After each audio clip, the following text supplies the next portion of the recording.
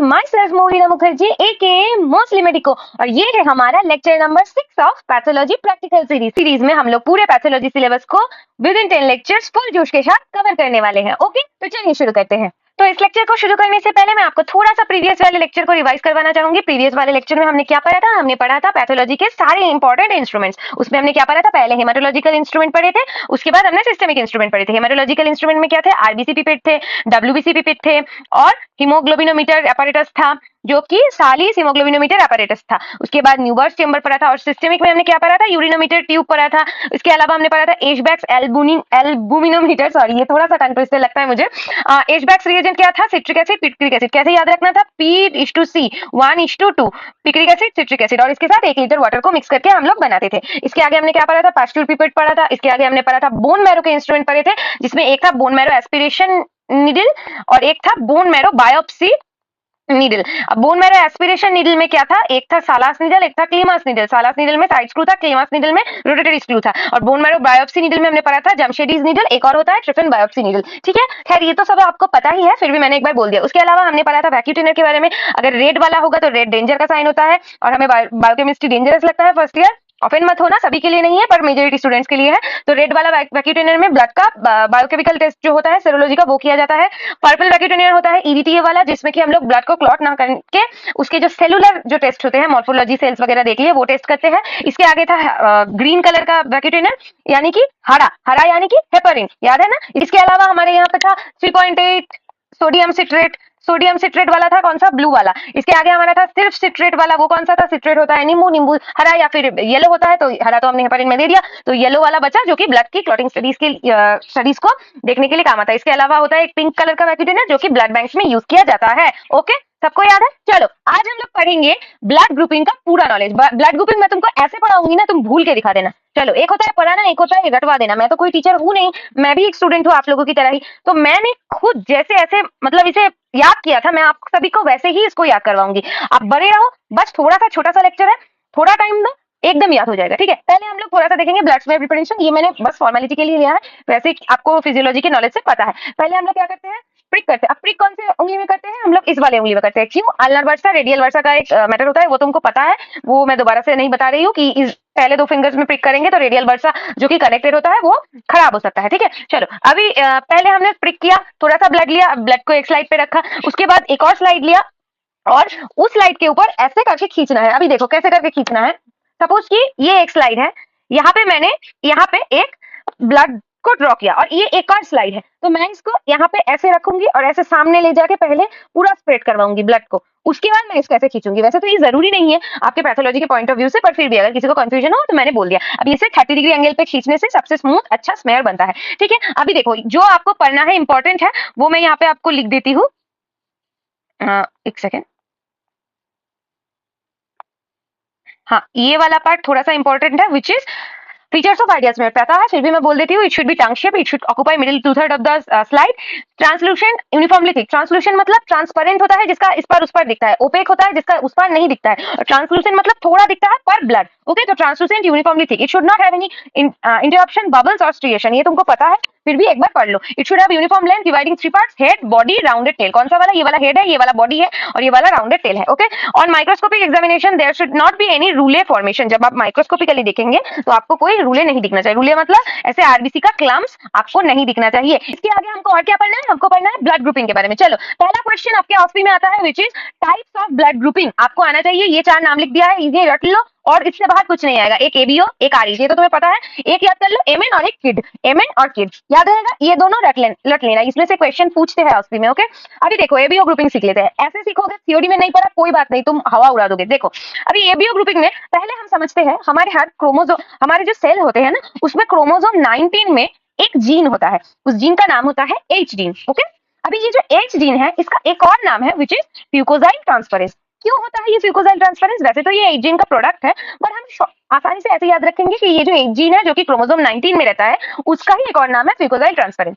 वैसे ये नाम नहीं है पर मैं आसानी के लिए बोल रही हूँ, ये इसका प्रोडक्ट है। ओके, तो ये फ्यूकोजाइल ट्रांसफरेंस क्या करता है? एच नाम का एक सब्सटेंस है जिसको आरबीसी सरफेस के साथ जुड़ देता है। ओके, इतना याद हुआ?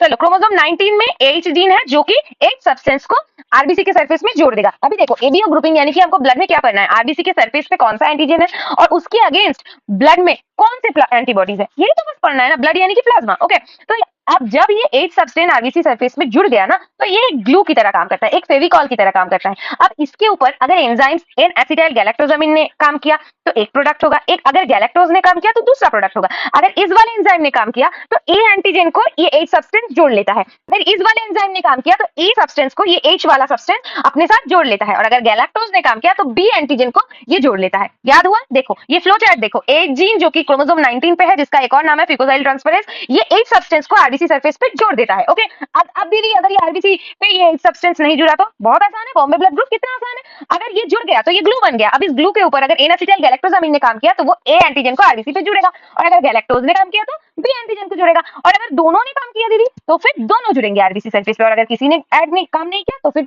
कोई भी नहीं जुड़ेगा। कितना सिंपल है। अभी देखो अगर ए एंटीजन आरबीसी सरफेस पे होगा तो एंटी बी एंटीबॉडी प्लाज्मा में होंगे। क्यों होंगे? अगर प्लाज्मा में एंटी ए एंटीबॉडी हो गए तो खुद का ही ब्लड खुद के साथ रिएक्शन करके खत्म कर देगा ना, पर बॉडी को ऐसा नहीं चाहिए। बॉडी को क्या चाहिए कि हमारे आरबीसी में ए एंटीजन है, डिफॉल्ट है। अब अगर हमारे आरबीसी में ए एंटीजन है तो हमको उसके अगेंस्ट एंटीबॉडी नहीं बनाना। क्यों नहीं बनाना? क्योंकि हमको अपना सिस्टम खत्म नहीं करना है, विनाश नहीं करना है, हमको वो वाला विनाश करना है। अगर किसी फॉरेन आरबीसी हमारे शरीर में आ जाता है जिसके ऊपर बी एंटीजन है तो हमें उसको खत्म करना है, इसीलिए बॉडी पहले से एंटी बी एंटीबॉडी प्रिपेयर करके रखता है। सेम फॉर बी एंटीजन, जिसमें आरबीसी में होगा तो उसमें एंटी ए एंटीबॉडी होगा। कितना आसान है प्लाज्मा में। हो गया यार? चलो अभी जिस वाले आरबीसी में एंटीजन ए और एंटीजन बी दोनों प्रेजेंट होंगे तो उसके ब्लड में तो प्लाज्मा में तो बड़ा मजा है, कोई भी एंटीबॉडी नहीं होगा। और जिस वाले आरबीसी में कोई भी एंटीजन नहीं होंगे तो बॉडी को पता है कि आरबीसी में कोई एंटीजन नहीं है, इसीलिए मुझे ए एंड बी दोनों एंटीजन से खतरा है, मुझे दोनों से प्रोटेक्ट करना है, इसीलिए उसके प्लाज्मा में anti A anti B antibody present होंगे। कितना आसान है। याद हो गया आपको? देखो क्या हुआ, पहले एक क्रोमोसोम 9, मेरी तरफ देखो, स्लाइड को भूल जाओ। क्रोमोसोम 19 था जिसमें कि एक जीन था, एक जीन का एक और नाम क्या था? फुकोजाइल ट्रांसफरेंस। अब ये फुकोजाइल ट्रांसफरेंस एच सब्सटेंस को आरबीसी के ऊपर जुड़ देता है, ये ग्लू की तरह है, अगर जुड़ता है तो ठीक है, अगर नहीं जुड़ता तो बॉम्बे ब्लड ग्रुप। अगर जुड़ देता है उसके ऊपर, अगर एन एसिटाइल गैलेक्टोजामिन काम करता है तो ए एंटीजन और जुड़ता है, और अगर गैलेक्टोज काम करता है तो बी एंटीजन, और अगर एन एसिटाइल गैलेक्टोजामिन और गैलेक्टोज दोनों एक साथ जुड़ते हैं तो ए एंड बी एंटीजन दोनों जुड़ते हैं, और अगर कोई भी एंजाइम काम नहीं करता तो कोई भी एंटीजन नहीं जुड़ता है। अब जो एंटीजन जुड़ेगा उसका ऑपोजिट वाला एंटीबॉडी प्लाज्मा में प्रेजेंट होगा। कितना आसान है। पर दीदी ये वाले जो एंजाइम्स आपने बोले, समझ आ गया कि एक जीन है फ्लूकोजाइल ट्रांसफरेंस, एक जीन से फ्लूकोजाइल ट्रांसफरेंस बनता है, पर ये वाले जो एंजाइम्स है एन एसिटाइल गैलेक्टोजामिन, गैलेक्टोज, ये वाली चीजें कहां से बनती है? ये बनता है क्रोमोसोम 9 से। क्रोमोसोम 9 पे होता है इनका लोकस, क्रोमोसोम 9 के एक जीन सेगमेंट से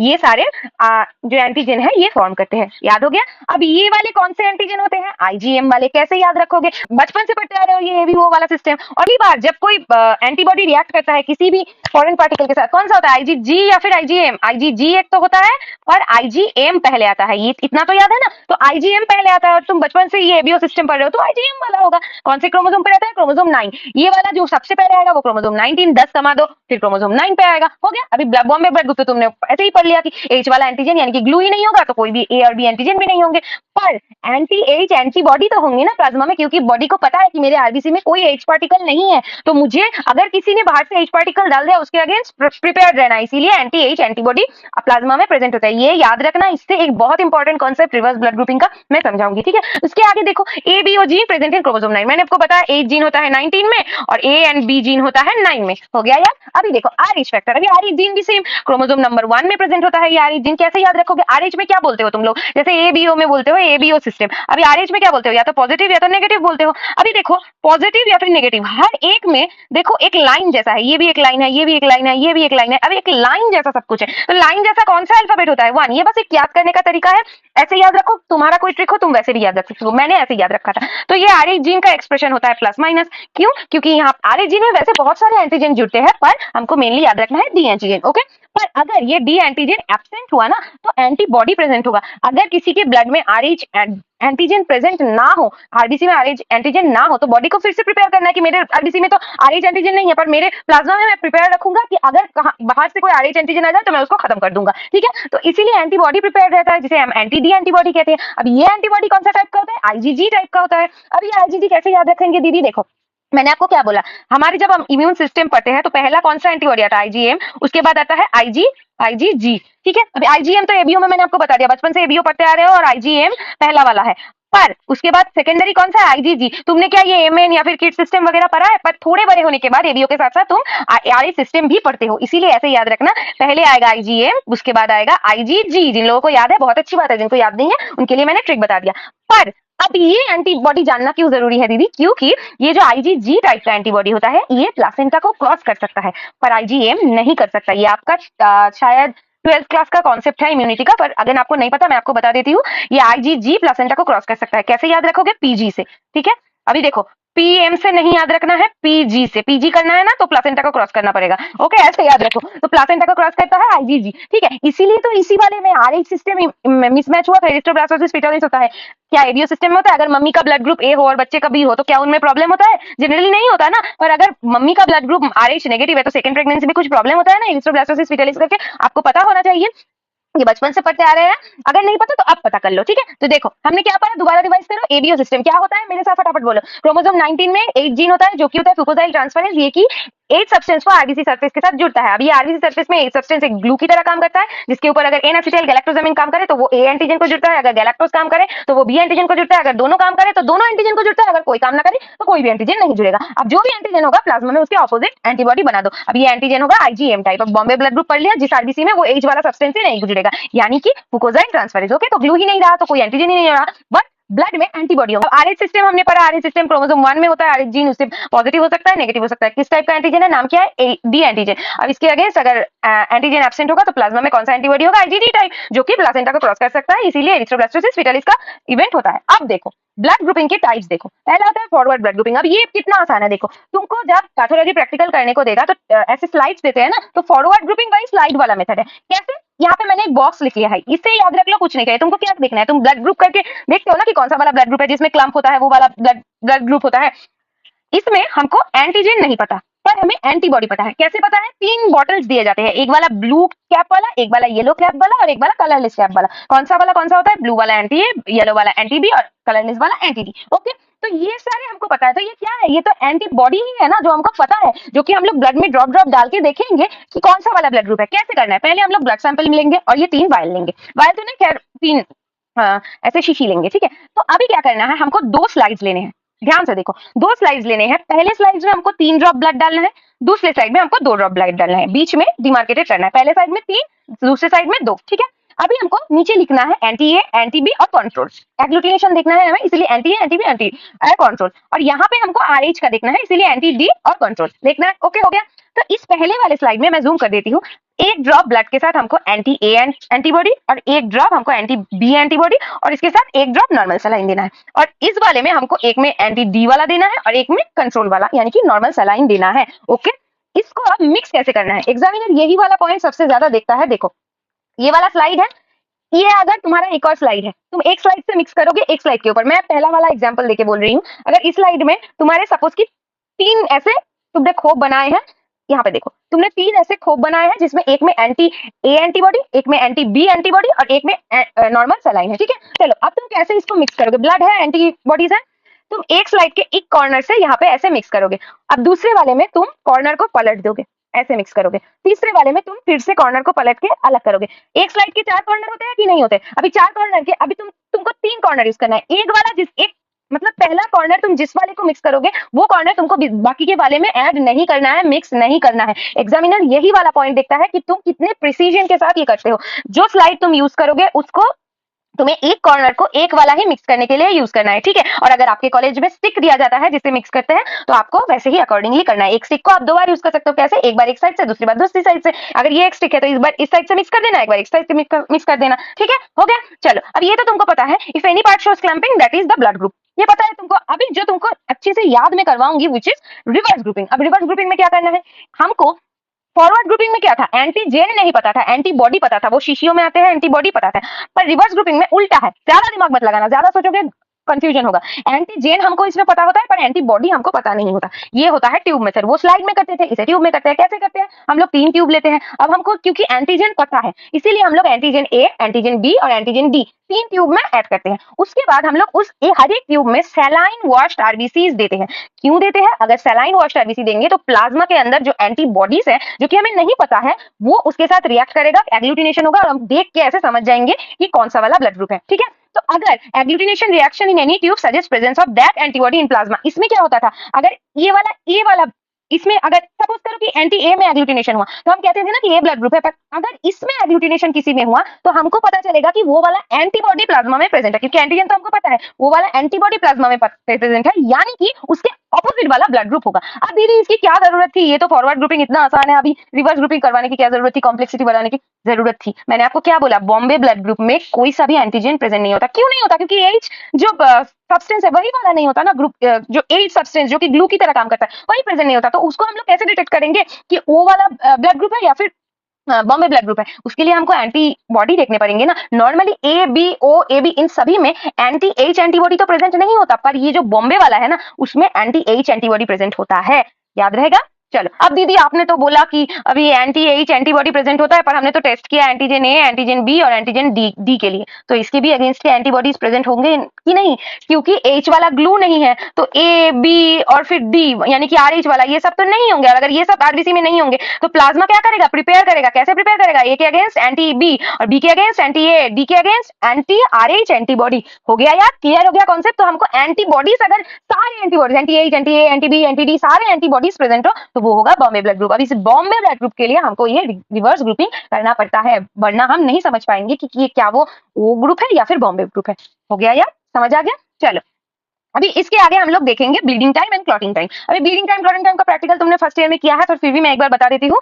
ये ब्लीडिंग टाइम प्लेटलेट डिपेंडेंट होता है, क्लॉटिंग टाइम क्लॉटिंग पाथवे का डिपेंडेंट होता है। अभी ब्लीडिंग टाइम का नॉर्मल वैल्यू होता है 2 to 9 मिनट्स, ऐसे करना 10 से कम, और क्लॉटिंग टाइम का होता है 10 से 20 के बीच में, 8 to 15 मिनट। ओके, ऐसे कर देना, 10 से ऊपर और ये वाला 10 से कम, ठीक है। अभी इसको हम लोग अगर ब्लीडिंग टाइम बढ़ गया 2 to 9 मिनट से, यानी कि 10 मिनट से ज्यादा हो गया, तो यानी कि प्लेटलेट में कोई दिक्कत है। और अगर क्लॉटिंग टाइम बढ़ गया तो उससे हम लोग पता कर सकते हैं कि वो क्लॉटिंग पाथवे में कोई दिक्कत है या नहीं। तो ये क्लॉटिंग पाथवे जो होता है वो तो दो टाइप का होता है दीदी, एक एक्सट्रिंसिक पाथवे होता है, एक इंट्रिंसिक पाथवे होता है। अगर आपको एक्सट्रिंसिक इंट्रिंसिक पाथवे याद नहीं रहता तो आप कमेंट कर दीजिए, मैं उसके ऊपर एक वीडियो बना दूंगी, ऐसे ही याद करवाऊंगी, तुम भूल के दिखा देना, ठीक है। पर अभी के लिए हम लोग प्रैक्टिकल सीरीज कर रहे हैं तो यहाँ पे मैं उतना नहीं डिटेल में बता सकती। देखो, एक्सट्रिंसिक इंट्रिंसिक, अब एक्सट्रिंसिक के लिए हमको क्या करना पड़ता है, मेजर प्रोथ्रोम्बिन टाइम। कैसे याद रखोगे, PET prothrombin time for extrinsic pathway. हो गया यार। चलो, prothrombin time for extrinsic pathway, ये वाइवा में पूछते हैं, आपको याद रखना है। और इंट्रिंसिक में एपीटीटी, अगर एक में प्रोथ्रोम्बिन होगा तो इसमें एपीटीटी होगा, एपीटीटी यानी कि एक्टिवेटेड पार्शियल थ्रोम्बोप्लास्टिन टाइम, याद है। चलो, अभी वैक्यूटेनर यूज्ड, कौन सा वाला वैक्यूटेनर यूज करता है, जल्दी बोलो, लाइट ब्लू कलर का, जिसमें क्या होता है 3.8 सोडियम सिट्रेट।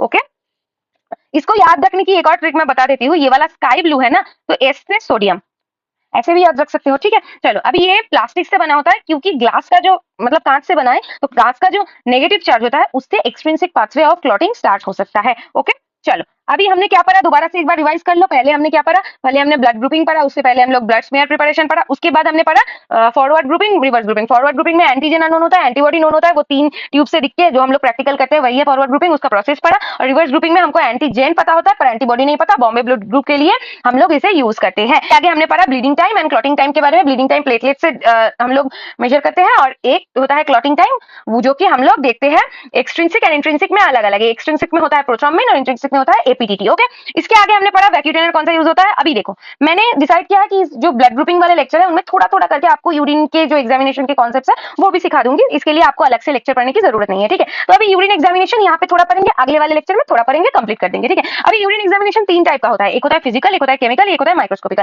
फिजिकल यानी कि तुम यूरिन को देख के क्या क्या डिटेक्ट कर सकते हो, जैसे अगर फ्रॉदी हुआ तो प्रोटीन है यूरिन में, अगर रेडिश कलर का हुआ तो हीमोचूरिया हो सकता है। केमिकल कौन सा होता है, तुम रिएक्ट करते हो ना, जो heat and acetic acid test, Benedict test, ये जो रिएक्शन वाले होते हैं वो होता है केमिकल एग्जामिनेशन। और एक होता है माइक्रोस्कोपिक, जो तुम यूरिन को माइक्रोस्कोप में देख के बोलते हो। वैसे ये वाला प्रैक्टिकल मैंने जिस कॉलेज से मैं एग्जाम दिया था वहां पे तो नहीं था, अगर आपके कॉलेज में है तो आप उसके अकॉर्डिंग पढ़ सकते हैं।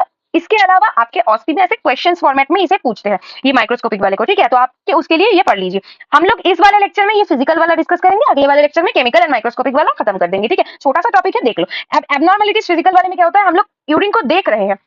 सपोज करो कि अगर इसमें यूरिन है, फिर से मेरा कॉफी वाला कप, कोई जज नहीं करेगा, अगर इसमें यूरिन है तो हम लोग यूरिन को देख के क्या क्या पता कर सकते हैं, क्या क्या पता कर सकते हैं। पहले तो volume, normal volume of urine कितना होता है, ऐसे एक वैल्यू याद रखो, 1 लीटर।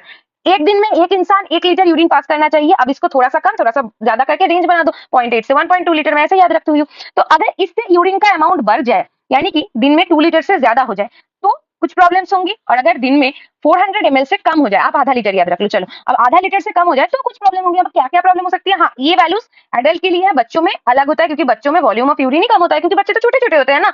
अभी देखो, अगर यूरिन का अमाउंट बढ़ जाए तो डायबिटीज इंसिपिडस हो सकता है, आईवी फ्लूइड यानी कि बॉडी में फ्लूइड का अमाउंट बढ़ गया। कौन से डिजीज में हो सकता है? Edison's disease. आपको एड्रिनल ग्लैंड में ये सब पढ़ाया होगा फिजियोलॉजी में, अगर नहीं पता तो बता दो, मैं कमेंट में बता दूंगी। और अगर ओलिगोयूरिया यानी कि अगर यूरिन का अमाउंट 500 ml या फिर 400 ml से कम हो जाए तो उसको हम लोग कहेंगे ओलिगोयूरिया, जो कि होता है डिहाइड्रेशन की वजह से, एक्यूट ग्लोमेरुलोनेफ्राइटिस की वजह से एंड रेनल इश्केमिया की वजह से। रेनल इश्केमिया की वजह से क्यों? क्योंकि जो रेनल सप्लाई जितना ब्लड होता है ना, वो अगर ब्लड का ही अमाउंट कम हो गया, अगर वहां पे ब्लड का सप्लाई नहीं हुआ तो यूरिन बनता कहां से है? ब्लड से ही ना, कैपिलरीज के द्वारा बनता है। तो रेनल इश्केमिया में भी होता है। हो गया, कितना आसान है। इसके आगे हम लोग देखेंगे कलर ऑफ यूरिन। अब कलर ऑफ यूरिन तुम सभी को पता है ना, इंसान हो ना, तो वही वाला लिख देना, पेल येलो या फिर स्ट्रॉ कलर। क्यों क्यों होता है? अब क्वेश्चन ये पूछता है कि यूरिन का कलर ऐसा क्यों होता है? क्यों? वो तो सिर्फ पानी है, पानी में मिनरल्स है, ऐसा कुछ सिर्फ पानी जैसा कलर क्यों नहीं होता? क्योंकि यूरिन में यूरोक्रोम एंड यूरोबिलिन नाम के पिगमेंट्स प्रेजेंट होते हैं। ओके, अभी देखो, अभी अगर यूरिन का कलर चेंज हो जाए तो वो हम उसे देख के हम लोग बहुत सारे डिजीज को ऐसे आइडेंटिफाई कर सकते हैं। अगर यूरिन रेड हो गया तो हीमोग्लोबिनूरिया, हेमाचूरिया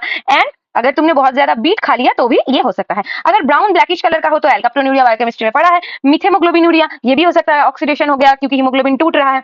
अब अगर येलो ग्रीन हो गया तो फिर बिलीरुबिन या फिर बिलीवर्डिन प्रेजेंट है। जो भी कलर आएगा उसके रिगार्डिंग, अगर देखो येलो ग्रीन जब भी होला तो आपको बैक ऑफ द माइंड ये स्ट्राइक करना चाहिए कि बिलीरुबिन बिलीवर्डिन का कलर येलोइश ग्रीन होता है, तो जॉन्डिस में ये हो सकता है। अगर मिल्की व्हाइट हो गया तो फिर न्यूट्रोफिल्स बहुत ज्यादा प्रेजेंट है, यानी कि पस सेल्स बहुत ज्यादा प्रेजेंट है। और इसके आगे यदि अगर क्लाउडी हो गया यानी कि फॉस्फेट ज्यादा है, कार्बोनेट ज्यादा है, या फिर प्रोस्टेटिक फ्लूइड्स है। क्यों? क्योंकि प्रोस्टेटिक फ्लूइड मिल्की फ्लूइड होता है ना, ये आ गया ना। तो अगर मिल्की फ्लूइड थोड़ा सा भी ऐसे ट्रांसपेरेंट वाटर में मिक्स करोगे, अगर तुम एक ग्लास पानी में थोड़ा सा व्हाइट कलर मिक्स करोगे तो एक ऐसे क्लाउडी वाला ऐसे घुलाटे करके ऐसा कुछ बनेगा ना, तो उसी को हम लोग कहते हैं क्लाउडी। ओके, अभी देखो कितना आसानी से तुमने पढ़ लिया। एक पढ़ लिया वॉल्यूम, जिसमें तुमने पढ़ लिया पॉलीयूरिया और ओलिगोयूरिया। एक पढ़ लिया कलर, कलर में red, brown, green, yellow, milky और क्लाउडी, यही सारे चेंजेस होते हैं। अब ऑर्डर, तुम सूख के जो यूरिन है उसमें कुछ अगर प्रॉब्लम हो तो तुम उसे भी बता सकते हो। देखो, अभी नॉर्मली यूरिन का जो एक स्मेल होता है वो क्यों होता है? क्योंकि वोलाटाइल एरोमेटिक जो एमाइनो एसिड होते हैं, वोलाटाइल एरोमेटिक एमाइनो एसिड, जो कि ऑन स्टैंडिंग, यानी कि अगर तुमने देखा होगा कभी भी पब्लिक टॉयलेट में अगर कभी गए हो तो बहुत गंदी सी बदबू आती है। क्यों? ये जो वोलाटाइल एरोमेटिक एमाइनो एसिड है वो वहां पे बहुत देर तक एक जगह पे रह जाता है। किसी ने अगर ठीक से क्लीन नहीं किया हो तो बहुत देर तक एक जगह पे रह जाता है। इसी वजह से वो जो एमाइनो एसिड है वो डिग्रेड होकर बनाता है अमोनिया, जिसकी वजह से वो गंदी सी बदबू आती है। ठीक है, अब ये तो नॉर्मल है, पर एबनॉर्मल कौन सा है? Fruity odour. ये तो तुम खुद बताओगे, कीटोन बॉडीज अगर होगा तो फ्रूटी ऑर्डर, पता नहीं कौन से फ्रूट की तरह वो स्मेल करता है, पर ये किताबों में लिखा होता है फ्रूटी ऑर्डर, तो तुम्हें फ्रूटी ऑर्डर याद रखना है। अब कैसे हो सकता है कीटो एसिडोसिस? एक डायबिटिक होता है, एक स्टार्वेशन होता है, और एक होता है माउसी ऑर्डर। अभी माउसी ऑर्डर फिनाइल कीटोन्यूरिया होता है। एक होता है फिशी ऑर्डर जो कि प्रोटियस इन्फेक्शन में होता है। क्यों? क्योंकि यूरिन अल्कलाइन हो जाता है, एक्स्ट्रोवाइट स्टोन करके कुछ बनता है ना। देखो, तुम्ही को याद है, तुम नहीं बताया। अभी ये जो फिशी ऑर्डर है, माउसी ऑर्डर है, फ्रूटी ऑर्डर, ये तो हमें पता है। अब एक फाउल ऑर्डर है। फाउल ऑर्डर किसमें होगा? अगर यूरिनरी ट्रैक्ट इन्फेक्शन होगा। अब most common cause of urinary tract infection is E coli. E coli UTI is the rhyming word, you should remember this. Okay, तो अगर तुमको ये नहीं पता तो मेरे माइक्रो वाले लेक्चर देख लो, वहां पे मैंने अच्छे से पढ़ाया है। तुम उसे देखोगे, वो वाला प्लेलिस्ट जो रैपिड रिवीजन का प्लेलिस्ट है वो देखोगे तो तुमको अच्छे से पता हो जाएगा। तो चार हमको पता होना चाहिए। एक फ्रूटी ऑर्डर जो कि कीटो एसिडोसिस में होता है, एक माउसी ऑर्डर जो कि फिनाइल कीटोन्यूरिया में होता है, एक फिशी ऑर्डर जो कि प्रोटियस बेस्ड यूटीआई में होता है, और एक फाउल ऑर्डर जो कि ई कोलाई के मतलब जो most common cause of UTI होता है वो उसमें ये फाउल ऑर्डर पाया जाता है। ओके, यही था आज का लेक्चर। कितना छोटा सा था देखो। आई होप तुमको सब कुछ समझ आया होगा। तो अगर तुम भी इस लेक्चर में कोई पार्ट समझ ना आए, हो सकता है, तो कमेंट सेक्शन में जरूर से बताइएगा, मैं उसका रिप्लाई कर दूंगी। अगर कुछ ज्यादा मेजर डाउट हो तो वो भी बताना, मैं उस पर एक वीडियो अलग से बना दूंगी। खैर, आई होप इट हेल्प्स। अगर आपको इस लेक्चर के साथ इसके पीडीएफ चाहिए तो फिर डिस्क्रिप्शन बॉक्स में से मेरे टेलीग्राम चैनल का लिंक है, वो ज्वाइन कर लेना। वहां से तुम सारे पीडीएफ लेक्चर के ऐसे यूज कर सकते हो। ठीक है, तो चलो फिर मिलते हैं अगले लेक्चर में। तब तक के लिए ओके, बाय।